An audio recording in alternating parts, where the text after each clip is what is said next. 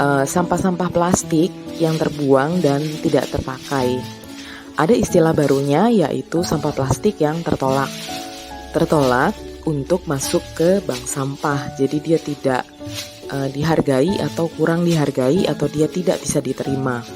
Tetapi kita juga tidak bisa menyimpannya terus-terusan karena dia termasuk kategori sampah.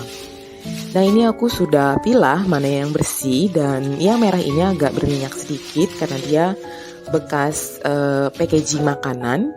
Jadi aku mau cuci dulu. Nah, begitu juga dengan plastik dari packaging tepung ini. Ini mau aku cuci terlebih dahulu sebelum akhirnya akan aku taruh di dalam drum tersebut ya. Sebagai seseorang yang sering banget berbelanja online untuk kebutuhan sehari-hari dan juga untuk keperluan jualan, nah aku tuh punya sampah-sampah tertolak ini cukup banyak. Di sini sampah tertolaknya lebih kepada plastik ya, plastik yang tertolak. Nah, seperti yang kita tahu bersama, kalau plastik itu dia kan sangat susah sekali untuk diurai. Jadi kita sekarang ini kan lagi gemar-gemar banget kampanye gimana caranya kita bisa hidup minim plastik, walaupun itu memang sangat sulit untuk dilakukan. Tetapi pada saat pandemi seperti ini, kita pasti lebih sering berbelanja online. Nah, teman-teman, sampah-sampah plastik tertolak ini biasanya sukanya diapain? Kalau aku pribadi, jujur ya, ada yang bisa aku pakai kembali seperti misalkan bubble wrap dan lain-lain atau plastik dalam kemasan yang masih cukup baik dan cukup bagus. Tetapi kalau misalkan plastiknya sudah agak jelek, plastiknya juga ada tempelan kertas, maka itu nggak bisa kita pakai lagi dan biasanya pastinya itu akan terbuang ke tempat sampah. Dan tentunya itu malah menambah volume sampah yang semakin banyak gitu ya. Jadi selama pandemi bisa dikatakan volume sampah plastik menjadi meningkat sangat luar biasa sekali. Nah teman-teman, kita sekarang ini bisa loh memilah sampah-sampah tersebut, kemudian kita kirimkan dalam kondisi kering dan juga bersih itu kepada Rubrik. Nah, oleh Rubrik, sampah-sampah plastik yang tertolak ini itu akan diolah kembali dan mereka akan mencampurkannya dalam bahan baku untuk membuat brick yang kemudian mereka produksi sendiri. Nah, jadi sampah-sampah plastik yang kita pikir hanya sekadar sampah dan nantinya hanya akan mengotori lingkungan, itu ternyata bisa kita manfaatkan kembali menjadi sesuatu yang jadi lebih berguna.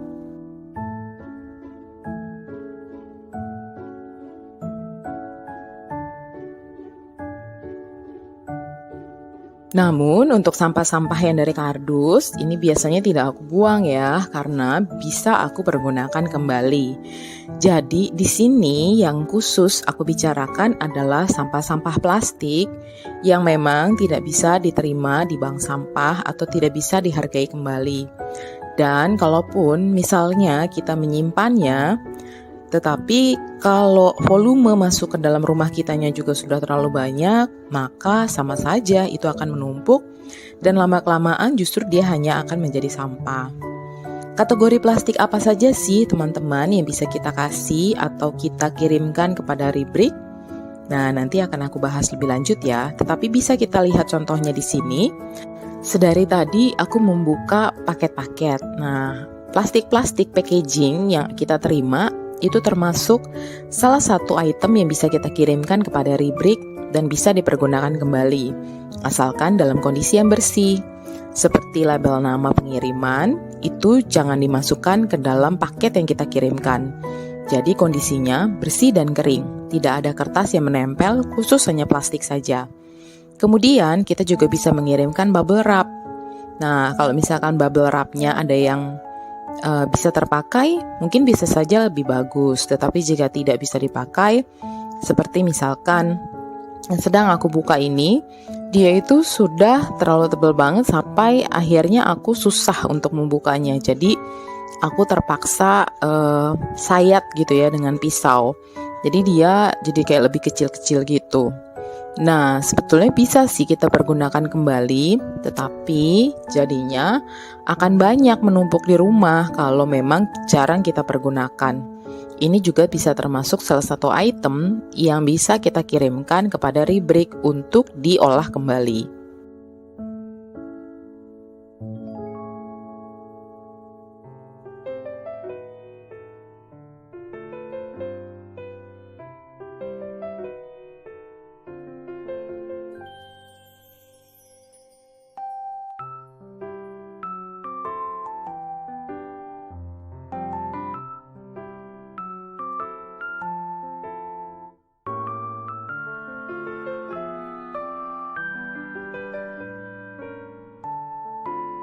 Nah, seperti yang aku lakukan ini ya, teman-teman. Jadi di sini aku menyobek label yang ada nama pengirimannya itu. Jadi dia tidak termasuk.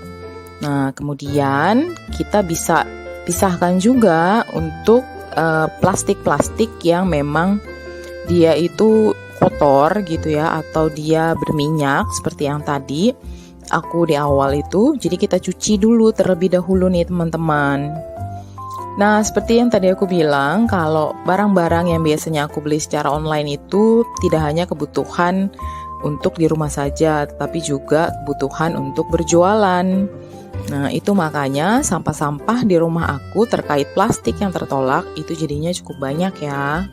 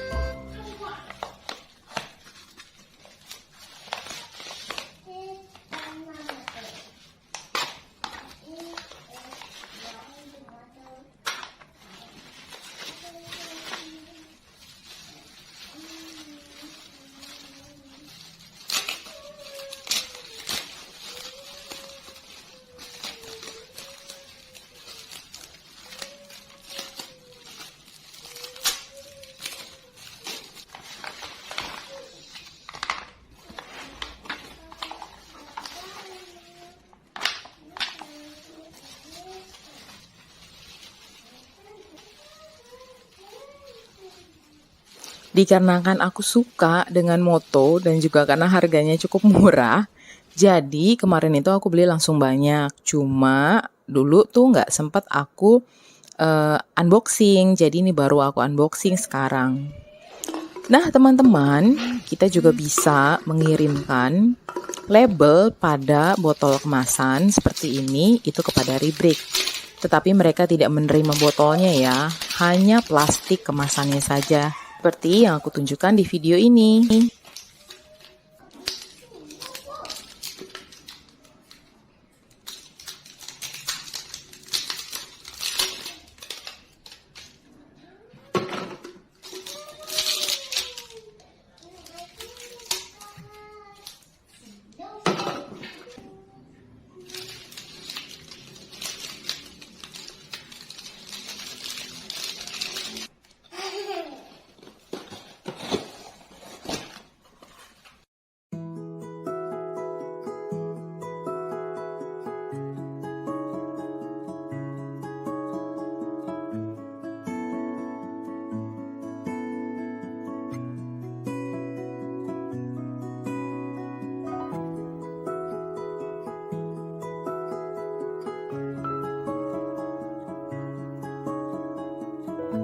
Dikarenakan kemarin itu Moto juga lagi buat diskon, makanya aku belanjanya juga agak kalap ya. Jadi aku beli tuh kemarin langsung sekitar 3 paket lah. Nah makanya jadi sampahnya agak lumayan banyak nih teman-teman. Dan juga stok aku juga cukup banyak. Nah buat teman-teman yang pengen tahu Moto itu apa, Moto itu adalah cairan pembersih ya. Jadi dia mulai dengan deterjen, sabun cuci tangan, karbol, dan juga sabun cuci piring. Jadi dalam satu set itu isinya ada 5. Dan harganya itu juga murah banget. Itu kenapa kemarin aku beli agak banyak. Karena harganya memang murah sekali dan wanginya juga lumayan.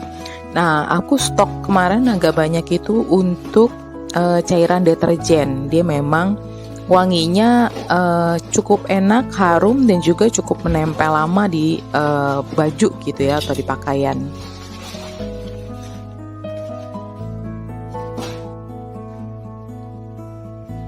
Oke teman-teman, ini aku sudah selesai unboxing dan juga sudah selesai memilah sampah-sampah aku, dan ada satu drum itu.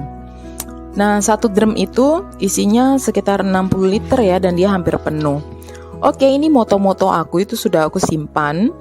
Jadi ada yang bisa masuk ke dalam lemari, ada juga yang aku taruh di luar karena memang nggak cukup tempat penyimpanannya. Jadi begitulah kalau kalap ya. Oke teman-teman, ini lanjut. Aku mau mencuci plastik-plastik yang akan aku kirimkan kepada Ribrik ini. Nah, kayak plastik biskuit itu kan ada remah-remahnya, jadi aku bersihkan dulu supaya remahannya itu nggak ada yang menempel lagi nih di plastiknya. Begitu juga dengan kemasan tepung, biasanya tepung itu dia akan menempel di kemasan plastiknya. Ada baiknya kita bersihkan dulu, dicuci, lalu kemudian kita keringkan. Aku di sini kalau yang tepung aku nggak pakai sabun sih ya, tapi karena plastik merah ini dia tuh ada kayak cairan minyaknya gitu yang menempel, makanya aku cuci dengan sabun supaya tidak ada minyaknya lagi, lalu kita akan keringkan. Jadi yang dikirimkan dalam kondisi kering dan tidak basah. Oke, sebelum kita mengirimkan kepada Ribrik, teman-teman, kita diminta untuk mengisi form terlebih dahulu yang ada di websitenya. Nanti aku akan taruh nama websitenya ya untuk Ribrik ini teman-teman. Dan itu kita kirimkan kayak semacam konfirmasi ya untuk Ribrik. Nah teman-teman bisa lihat di sini aku sedang mengisi formnya. Dan sekarang aku akan mulai packing untuk sampah-sampah plastik tertolak yang akan aku kirimkan kepada Ribrik.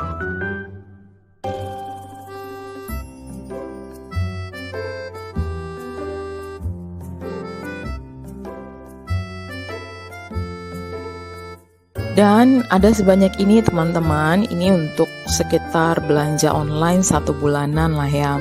Nah jadi bisa terbayangkan teman-teman kalau kita punya begitu banyak sampah seperti ini baru dalam jangka waktu 1 bulan. Coba dibayangkan kalau kita mengumpulkan dalam waktu 12 bulan atau bertahun-tahun. Berapa banyak seperti ini sampahnya yang akan hanya terbuang begitu saja ke tempat pembuangan sampah dan tidak bisa digunakan kembali. Nah, oleh karena itu mulai saat ini aku akan rutin mengirimkan kepada Ribrik semua sampah-sampah plastik tertolak agar bumi kita menjadi lebih sehat. Jadi generasi kita berikutnya, anak-anak kita, cucu-cucu kita, mereka punya kehidupan yang lebih baik dengan kondisi lingkungan yang jauh lebih baik karena kita telah bijak memilah dan mengelola sampah yang ada pada saat sekarang ini.